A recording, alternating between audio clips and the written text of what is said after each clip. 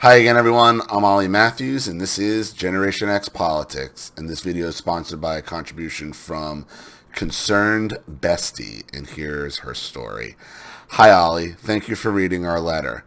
You previously read my letter on Neighbors from Hell, I think about a year ago. It seems we survivors of narcs somehow attract narcs in every area of life.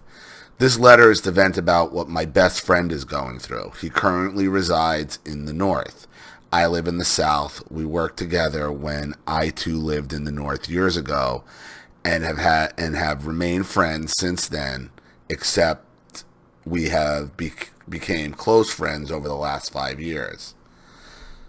Since this may go to court sometime in the future, I'll keep his name anonymous. We'll call him John. John is disabled. He doesn't mind my elaboration on his medical issues because I'm an advocate and I handle all of the letters of complaint when he is dealing with disability access issues. John is 6'9". He is the tallest one around everywhere he goes. He has a total hip replacement. One leg is longer than the other. He has spinal issues, PTSD, anxiety, and at times deals with crippling fear. I know that's a laundry list of things to deal with, but he manages to keep a good attitude as much as he can. John does not make much money, so he lives in public housing. A little more background about John he keeps to himself. He takes walks daily as this is a large source of enjoyment for him and great mental and physical exercise. He doesn't like to go to public facilities unless he has to, i.e. grocery store, post office, doctor, etc. Despite the quirky things he deals with in his own life, he's a pleasant person. Kids and special needs people are drawn to him. On one occasion, a child hugged him at a gas station and it surprised his mother. She said that the child was bashful and didn't say much to anyone.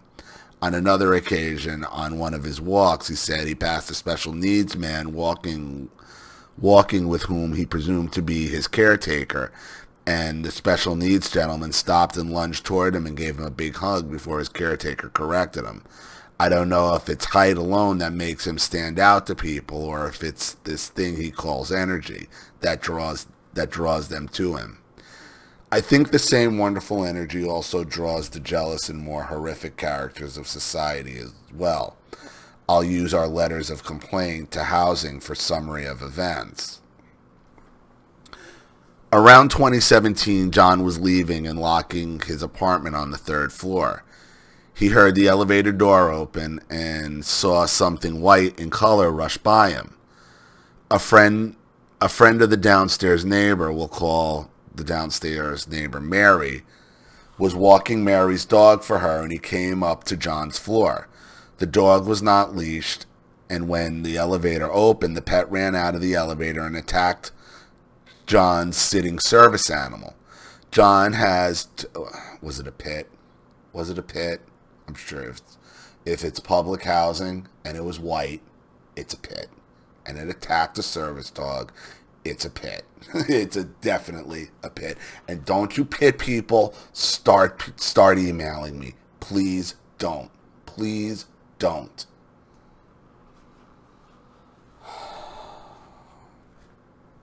Dangerous animals. Dangerous animals.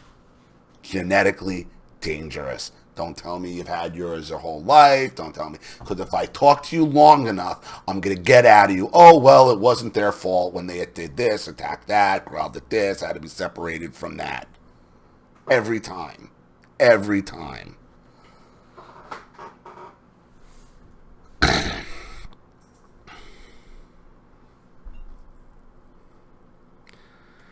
John has two service animals, one for physical retrieval as long as he can no longer bend to the ground.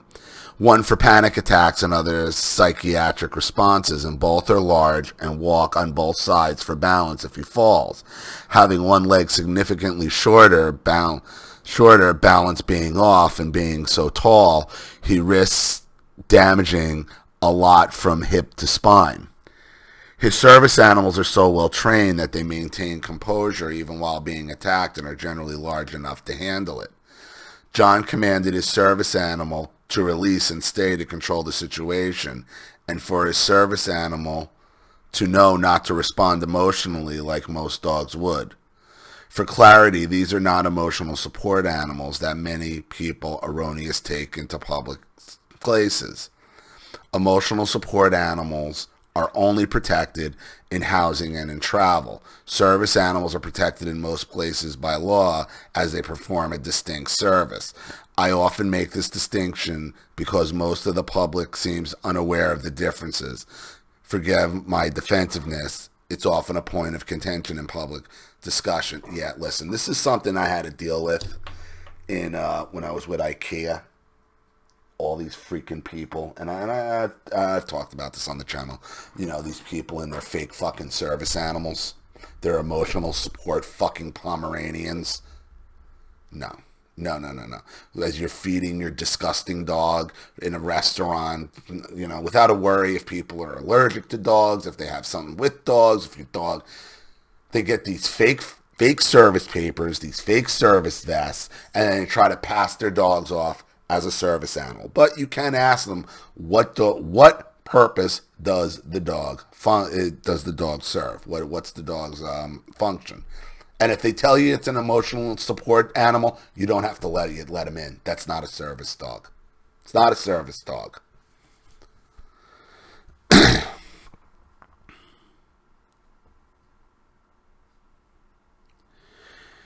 Housing informed John later that Mary complained, said that she was there, she was not, her friend was walking the pet, and that blood was everywhere. If this was true, the size of John's service animal alone should make a logical person conclude that the little white dog should be dead or at least severely injured. He wasn't.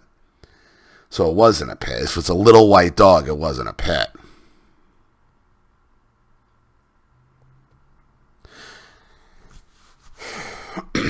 Maybe it was. I mean, I don't know what you consider small or big. But again, this is people and their dog. This is, again, people trying to impose their dogs on you. This is another, look, whether it's Pitbull excuse making or fake service dogs or emotional support or dressing them up or dragging these things everywhere. Like I have been down the dog road on this channel so many times. It is so indicative of personality disorder because it's just another way for a narcissist to impose their will on you.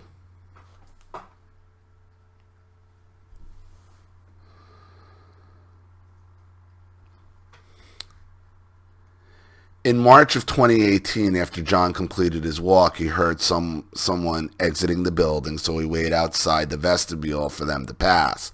The same little white dog darted toward him. John's service animal pushed the little dog back but did not harm him. Mary screamed as she thought John's service animal was going to injure her unleashed dog. She complained later and wanted John to pay for her veterinary services. I believe it was this occasion that she was officially charged with a false statement by animal control because she gave contradicting statements, and we can only speculate that in her normal escalating personality, the conversation with animal control did not go well. The charges were later dropped, but I don't immediately remember why. We wrote an official complaint letter to housing. In April 2018, John returned home from an errand and was backing into a parking space when he noticed Mary was in the parking lot. She saw John, walked in front of John's vehicle, and held up an object, pink in color, that looked like a can of mace. She pointed the can in his direction and was saying something, but John's windows were rolled up. She went to her car, got in, backed out, and started exiting the parking lot. She stopped, backed up, rolled her window down, and started talking. John did not want to discuss anything with her, so he began mimicking her with mouth movements in a mocking way, but not actually saying any words. You can imagine what this gesture looked like. It's better demonstrated than explained to show her that she did not want to talk with her. She proceeded to exit the parking lot again. She stopped again, backed up, rolled her window down again, and started talking again. She was holding the same pink object, pointing it in John's direction. He repeated the same mocking gesture to redirect her away from his presence. She departed, and John waited until it was safe to exit his vehicle. He wrote an official complaint letter to housing. In July of 2018, at approximately 1:30 a.m., John was awakened from his sleep by two police department officers. One of them stated that the neighbor downstairs was complaining that John was setting off fireworks in the building and that a loud explosion sounding like a large gun went off in the ventilation duct. The officer concluded he didn't smell any gunpowder. John asked why the neighbor was being allowed to continually harass him. Stated some of the things she had done. The officer stated he would make a note about it. He wrote an official complaint letter to housing. In October of 2018, John entered the front door and he heard a female voice say, "I have my dog." John gave the command for his service animals to sit. Mary was waiting for the elevator. While waiting, she stated, "John, I don't want to have any issues with you. I know what happened was an accident. I really don't want to have any problems with you." John replied, "I don't want to have any issues with you as well." Mary attempted to give John the elevator, and he told her, "Go ahead." She stated that she recently lost her son, and John gave her condolences. She attempted to give him the elevator again. John told her again, "You go ahead." As physically inconvenient as it was, he took the stairs to his apartment. 10 minutes after he entered his apartment, his service dogs alerted him to a presence at the door. He looked out the peephole and saw Mary walking away from his door. He did not open the door. He wrote a letter to the housing department. What happened? Why? Why? This seems two people in public housing, okay, who have a problem with. You're not here. You're getting all this secondhand this is all John's telling of you, okay? And you're dealing with two people with dogs, okay? You're dealing with two people with dogs, regardless of special needs people running up to John and hugging him and whatever. Could be the dogs they're seeing as well is why they think John's so friendly. Okay? You're getting all this secondhand. And I am always going to be suspect when there's dogs involved. And there's dog attacks involved. And because people look at their dogs like they're children. And they use these dogs as fucking chess pieces.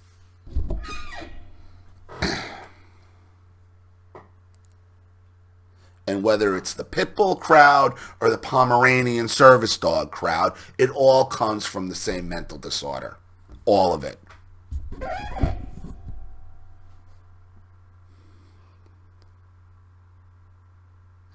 And at some point, the housing department just gets sick of it. And either it stops responding or starts making moves to throw people out because they don't want to deal with it.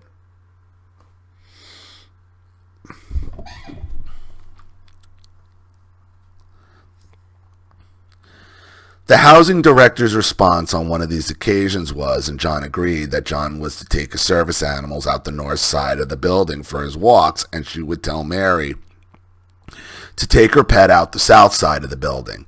Housing also stated after one of these incidents, I failed to take good notes as far as which one, that Mary would be asked to move out, but she never did. Things remained fairly quiet in regard to blatant direct harassment from Mary that John could prove. Over the next couple of years, the gas line on John's old truck was cut. He had to replace a punctured line. You think this woman is climbing under a truck to cut a gas line or would even know how to? I mean, this is where, like, when you get into cutting gas lines and stuff, I mean, this is where you're really suspending disbelief and, like, instead of like, you know what, I think this is two dog people that just don't get along.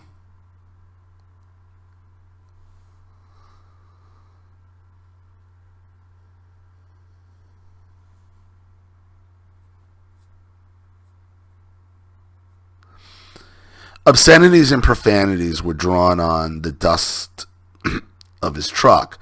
His mailbox was vandalized to the point that the post office had to repair it, and super glue was put on the lock of his mailbox around the same time, but on a different occasion than other vandalism. At the beginning of this month, John was walking down the street on the north side of the building as usual when he saw Mary come around the corner, saw John's service animal, and started screaming hysterically. Mary got so hysterical that she tangled up her own pet's leash and fell. John did not engage and kept walking. 2 weeks later, Animal Control called and stated that they received a report of vicious dogs. The officer requested John make a statement. He explained explained all that happened since 2017, and the officer stated that Mary once again made conflicting statements about what happened, and she agreed that if she was now walking on the north side of the building instead of the south side where housing stated they would instruct her to walk, she seemed to be purposely putting herself in harm's way, knowing she would encounter John and his service animals. We wrote an official letter to housing explaining the incident and requested an appointment to discuss, but they have not responded. I'm a little suspect, though. What are John's service animals? Are they pets? I'm still Look, I'm sorry I'm a little suspect, because when you deal with dogs and you've never described John's dogs other than that they're large. What are they? What are they? You just keep calling them service animals. Are they? I think you said they're certified. Are they actual certified service animals?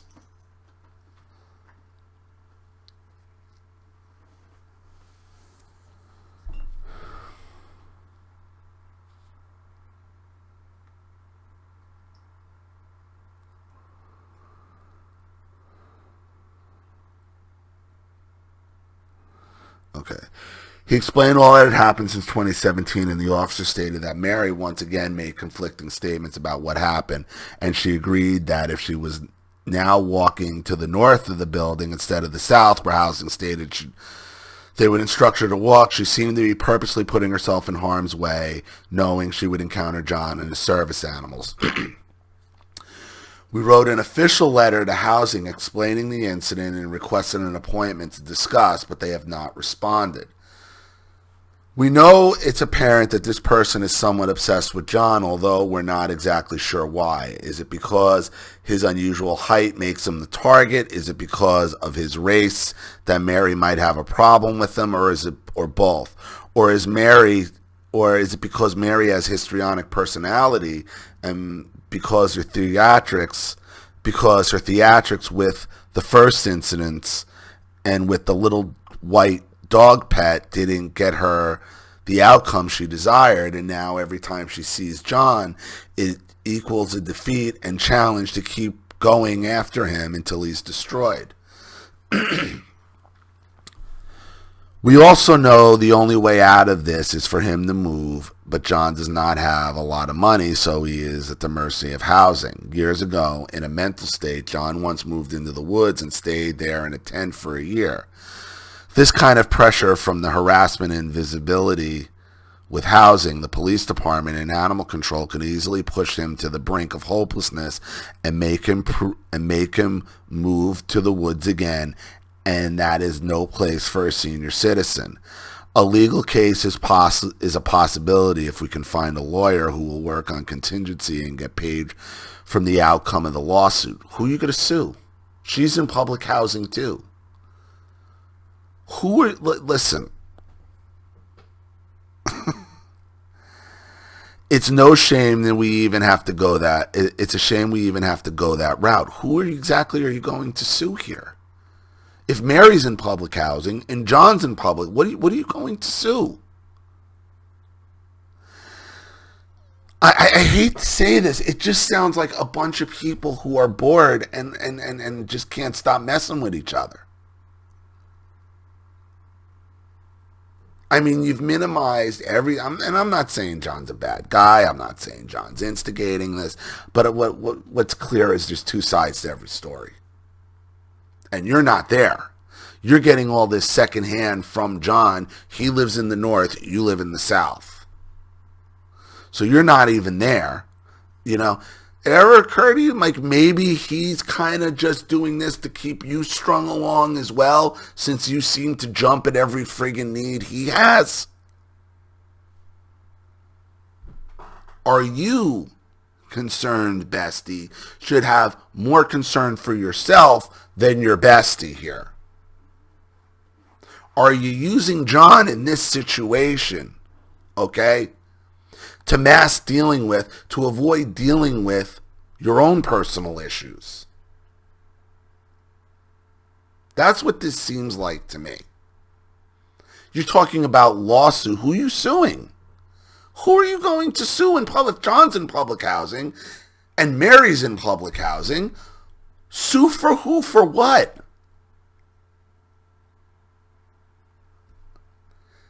This is a dog dispute. You see these over and over and over again, where animal control is constantly called, and the other, I don't know what they're talking about, and this one don't know, and the conflict.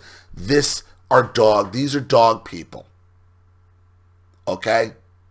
They got dog psychosis. They got dog personality. I've talked about it on this channel repeatedly. From whether it's Pitbulls or Pomeranians, it's the same mental disorder. It's the same motivation.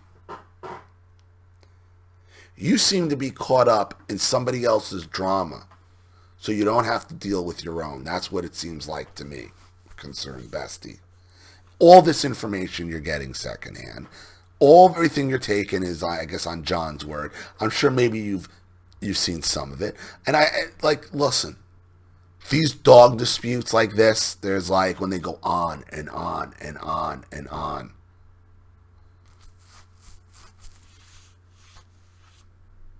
It's usually coming from both ends.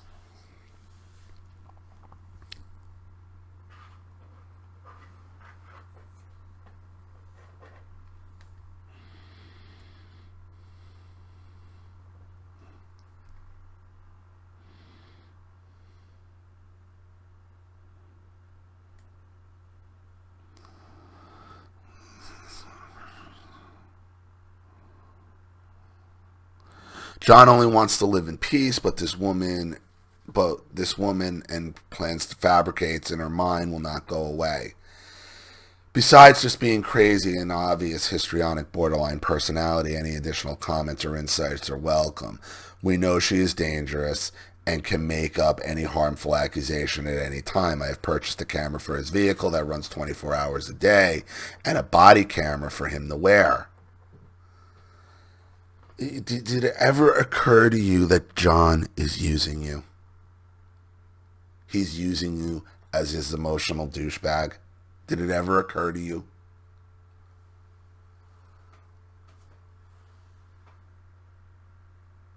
He doesn't like the body camera. It's awkward and heavy, but I told him he really doesn't have much of a choice now, knowing that she could say or do anything. He knows this is true.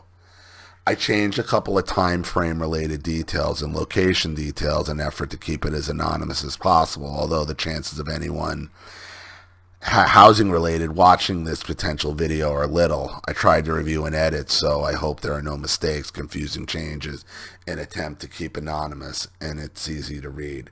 Thanks for everything, concerned bestie. Look, you're dealing with dog people, okay? And what you have to understand, okay, whether it's Pitbulls or Pomeranians, okay, the psychosis is the same. You are involved in secondhand drama here. You are emotionally invested and jumping at this guy's every beck and call and every need. Under the bestie. That's my bestie, really. Who's your bestie? What does he do for you, concerned bestie? Or is this only, again, one way? Another one-way relationship? My concern is more for you that you're so emotionally involved in this. And it makes me ask the question, what are you avoiding dealing with in your own life as you are so obsessed to the point where you're looking to sue somebody in public housing. I mean, if that's not a giant distraction red flag for you, like where do you think that is actually going? So I hope that helps. Understand when you are dealing with dog people like this and these disputes that go on and on and on, there's two sides to every story. And whether it's, you know, Pitbull excuse making or Pomeranian excuse making, it's all comes from the same narcissistic personality disorder. So I hope that helps. Thank you so much for your contribution and story, Concerned Bestie. I really appreciate it.